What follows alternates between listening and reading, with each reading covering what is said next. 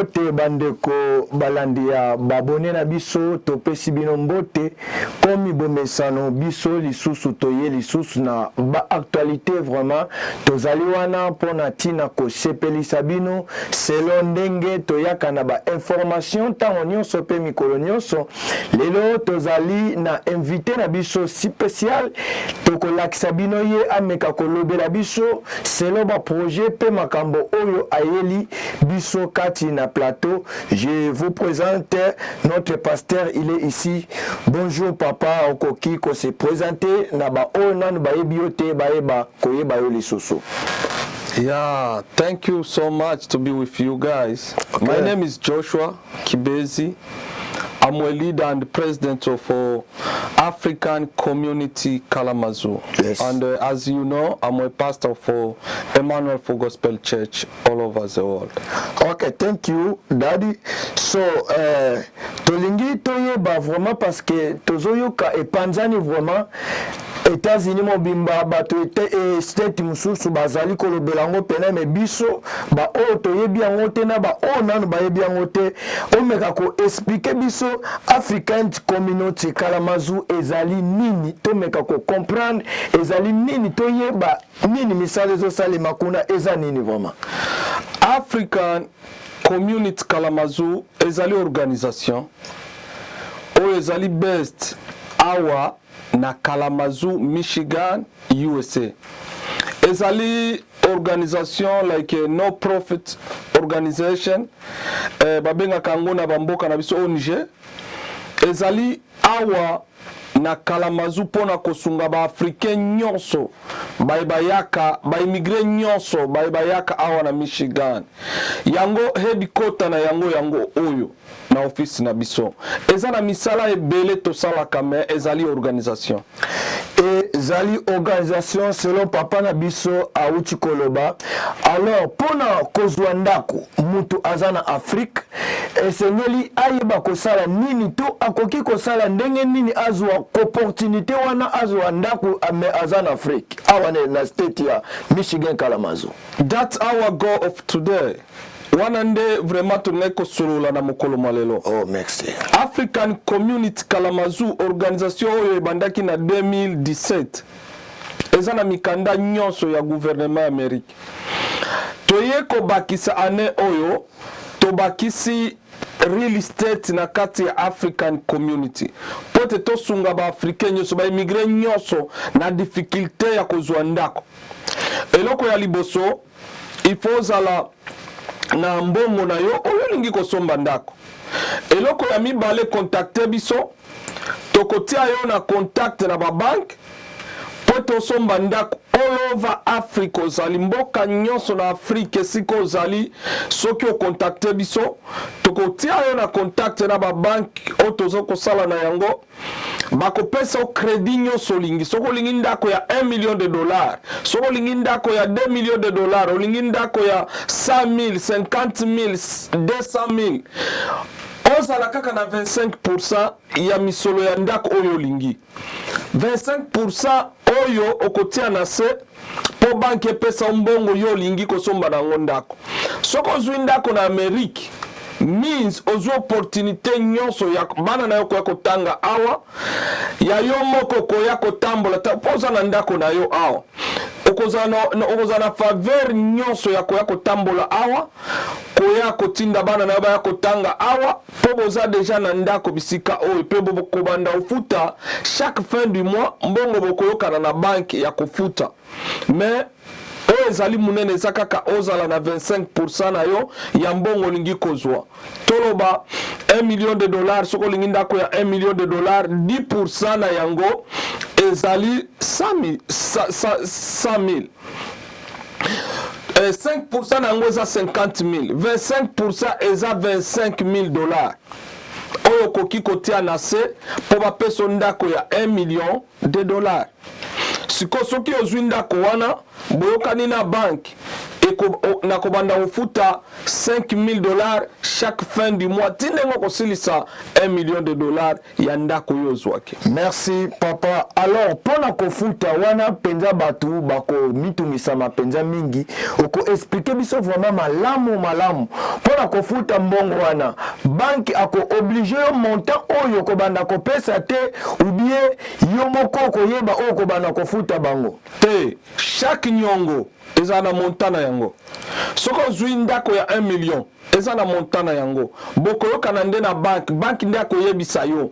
Ndako yo zwi lokola tika toloba awa. Soko zwi ndako ya $300,000 ofutaka chaque fin du mois $1,750. Waneza ndako ya $300,000. Soko zwi ndako ya 1 million, mizo kofuta likolo ya ba $2,000 à $3,000 chaque fin du mois. Na kati ya mortgage ya 30 ans. Soko uzana mbongo na yo ebele, okofuta yango na 15 ans. Soko uzana mbongo nyoso cash, okofuta yango cash. Ok. Alors mutu na pe eye awa, est-ce que mutu akoki kozwa ndako wana me atie pe ba locataire na kati? Yes. Eza na problème te, eza ndako na yo. Soko linko tia ba locataire, biso moko African community, soko zana na Amerique te, biso moko toko tielo ba locataire na kati, mbongo na yo okobanda ko gérer yango na banki oyo lingi ata na banki oyo pesa kyo misolo, bako banda utielo yango pe bandiko kata pe bandiko mifuta yango moko. Alors à partir ya mutu oyo aza na Afrique, azwi ndako awa, akosala pe ba locataire na ye awa, ndenge nyoso kaka awa meye azane na Afrique ko cause problème te. Eza nango na problème te lokola na lobiso komi na ndako awa to sali yango pona ko favoriser ba africain ba investir na États-Unis. Pour ce que so investir na États-Unis, oza déjà na droit nyonso, okoya tango nyonso lingi, okobima tango nyonso lingi. Oza na bien na yo na Amerique. Okotia ba locataire na yo wana bakobanda ofuta yo, soko lingi mbongo ekuta yo na banki na yo, meza la banque internationale po misole kendeki. Mais kokote la awa elandi yo siko zali. Oza na droit ya kwa contrôler ndako na yo. Oza na droit ya kwa visite po na ndako na yo. Ata soki eza na kati bapaya. Okoya ufandi pe na hotel otali ndako na yo po ba locataire baza na kati. Mais oza na droit nyonso po na ndako na yo. Merci beaucoup. Alors, tango ozwi ndako yango, est-ce que ndenge okokuta yango ndenge basaleli yango, ozali na droit pe ya ko déclarer ba meka ko modifier yango muke to opesa plan na yo selon oyo motema no ko sepela na yango. Nde msala siko ya African community. Soki ozali bisika nyonso na Amerika okoki kotanga review oyo komona histoire ya African community na kati. Problème ezali tozotindela yo ba photo nyonso ya bandako oyo eza na marché. Totindela yango yo ke na Google, o Google omoni ndako yo sepeli po ba photo nyonso eza na kati. Ndako oyo kosepela na yango na prix oyo kosepela na yango pe ndako wana nde okotindela biso tokende kosombela yo. Toke tosombeli yo.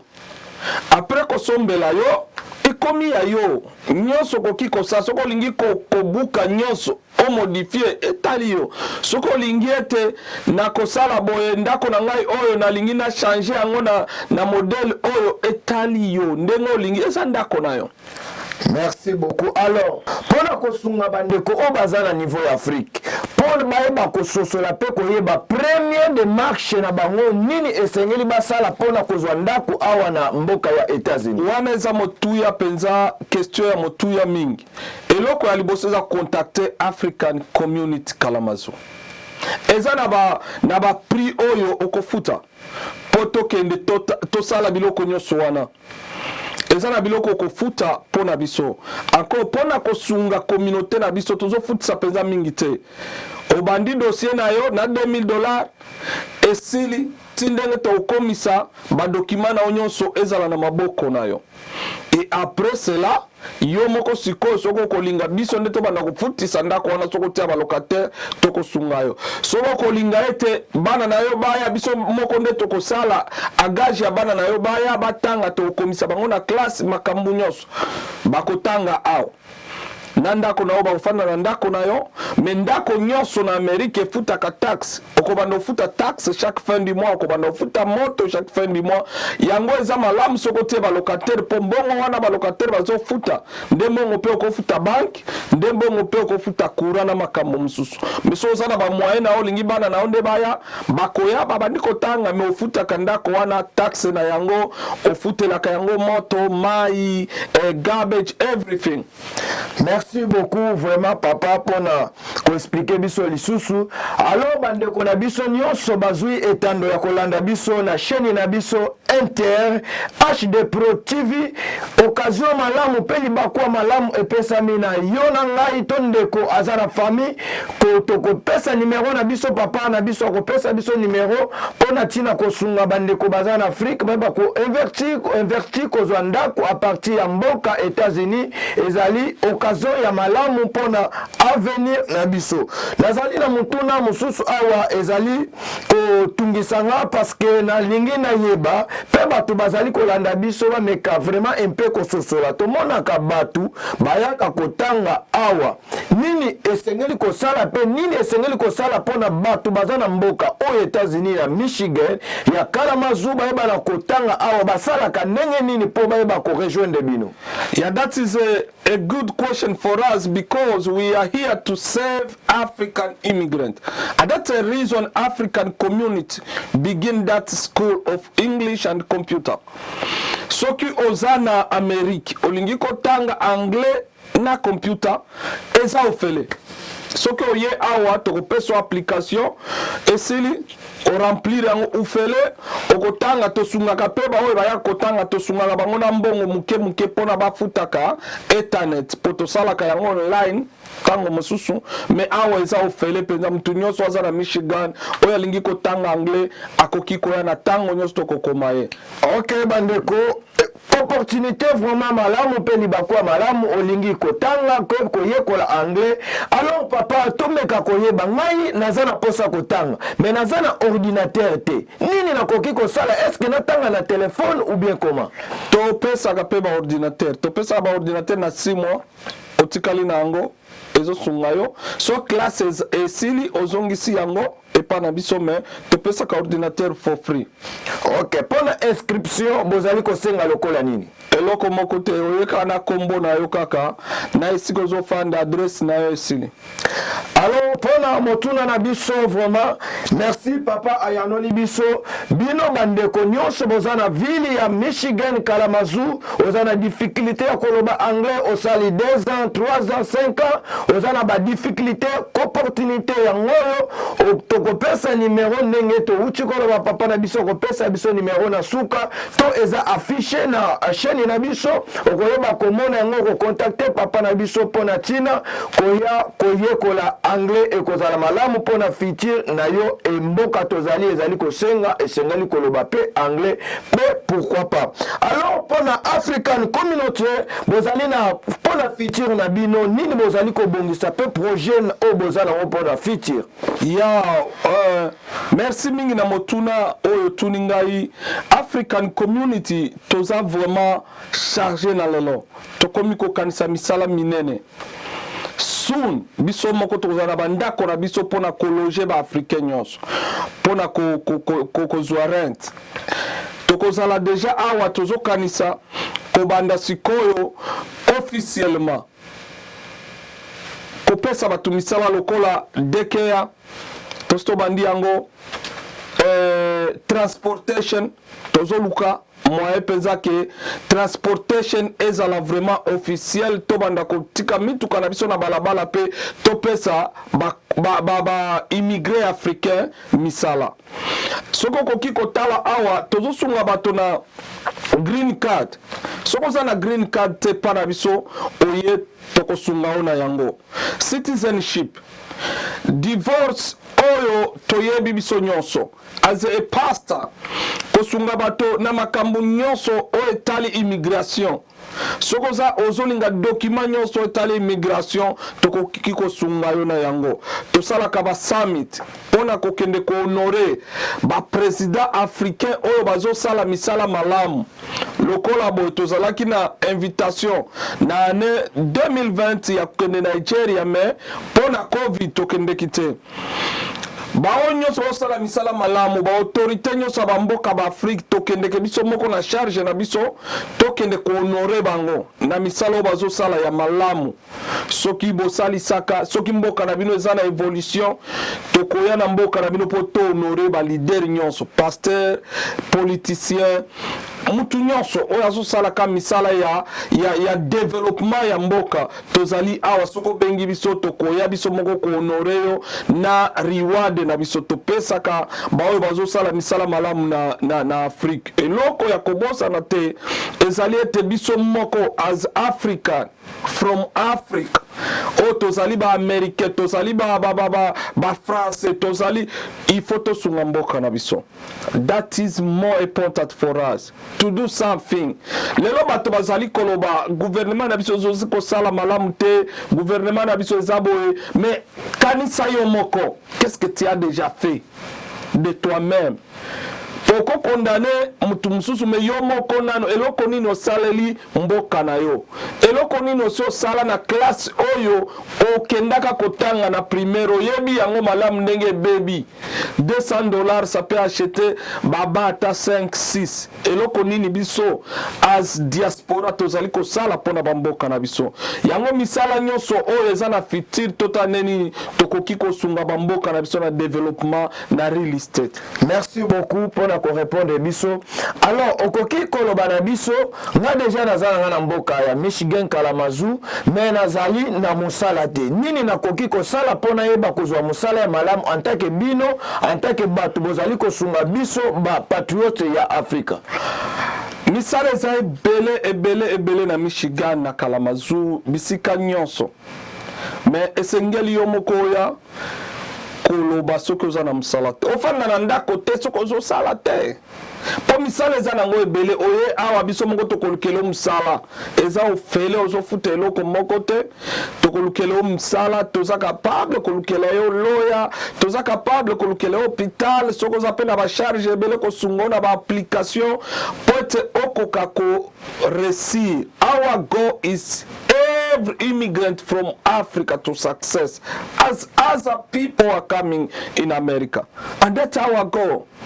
Musala tokomema yo okozwa musala malamu pe ezali conseil penza toyeba ete mboka ndenge ezokende na bitumba Ukraine mutu nyonso il faut atala neni akogere vi na ye akogere finance na ye malamu pote biloko ekokende kaka ezokomata biloko msusu ekokende eza difficile pona bitumba po ya affecte tobimi na coronavirus tokoti na bitumba ya Ukraine eza pasi yango soko ozali musala yaka tokolukelo musala tozali awa na badaipa topesaka badaipa pona bao baza na bana soko ozangi daipa yaka epana biso kokende kosomba yango te mbongo muke ya daipa okoki kosomba yango gaz.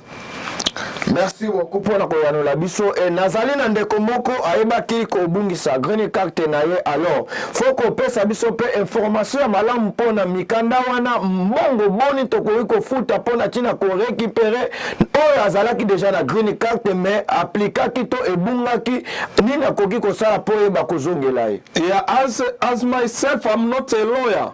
Soko na bureau na biso na kobengela yo lawyer na biso akoyebisa o nini o esengeli pozwa. Mais mutu oyo azali ko appliquer green card ya liboso afutaka mbongo oyo ezali $1140 na gouvernement nano futi loya te oyo ako remplir application na yo mais nyonso wana tokosunga yo po kutana naye bosolola asunga yo ndenge ya kofili yango après ye moko akotinda yango. Merci beaucoup. Soki tozongi mo mukena motuna oyanola kibiso pona deke pona fiti oyo ko bana ko sala pona tina African communauté o ba projet bazana ngo pona fiti alors kolobela bato bazali ko landa biso bana âgé à partir à âge nini oyo esengeli ko banda ko sunga pona deke na biso. Oh wana penza na osenga ba africain nyonso ba etozali na Kalamazoo précisément mingi na ba congolais soko za na mwana ya 3 à 4 ans tika ko kende ko nyokwama yaka na epa na biso tozali kopesa ba application et bandaki depuis janvier bato bazo remplir ba application 3 ans na 4 ans soko za na mbongo te biso moko okoyana bana na ofele soko ozo sala oza na mbongo mwa pato ya munene toko diminuer po ezali poto sunga ba africain mais za 3 ans na 4 ans eza lokola maternelle oto salaka na Afrique ya eza kaka child care te eza maternelle bana bakoya bakotangisama et bakozwa knowledge ya kitoko po bakota siko na primaire.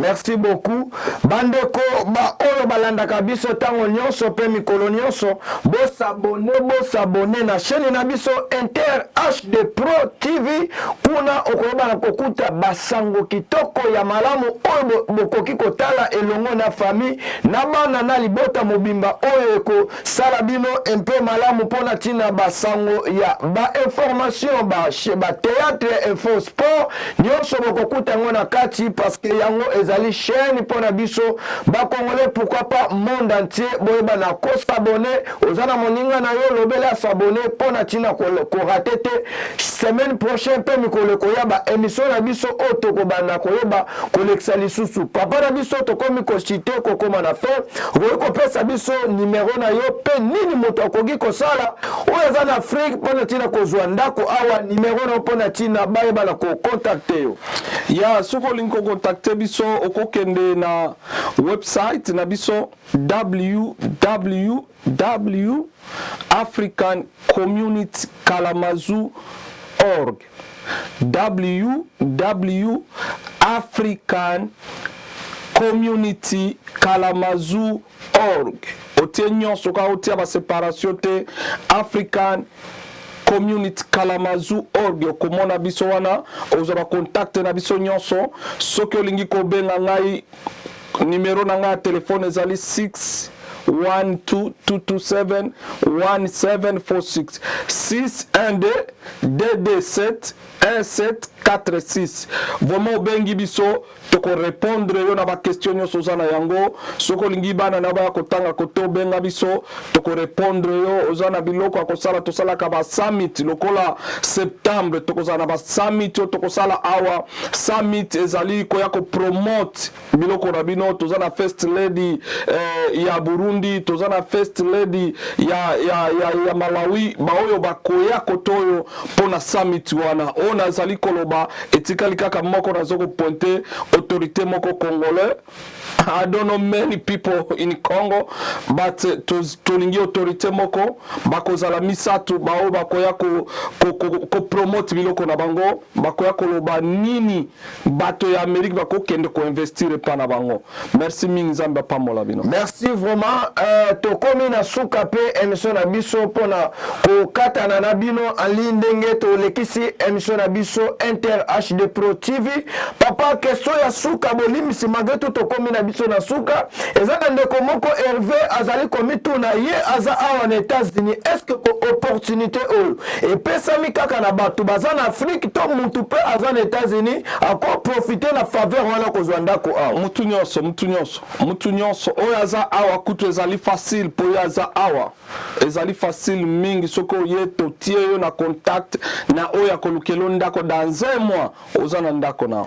Merci beaucoup vraiment papa na biso pona koyamba biso na lolenge ya malamu totondi Nzambe oya bandaki na biso ne ebale tokomi na suka bandeko nyonso bolandaki biso na Inter HD Pro TV bosabone komi bomesano pote mbala na sima boyeba na ko ratete ba émission ya malamu yo ndeko ozwili baku ya kolanda biso na mokola lelo landa biso malamu nini tolobeli lelo pote oyeba na ko partager pe lisusu oza na famille azana makoki azana mboka ya Afrique partout tolobi na Afrique mobimba pote ayeba na kosunga na kozwa ndako a partir ya États-Unis ezali nzela ya malamu okoki pe koya pe kobengisa famille pona tina oyeba na koso organiser pona futur na yo bandeko nyonso bolandaki biso to pe topesi bino bai tolingi bino mingi tika ete nzambe atikala na bino bye bye bye bye bye.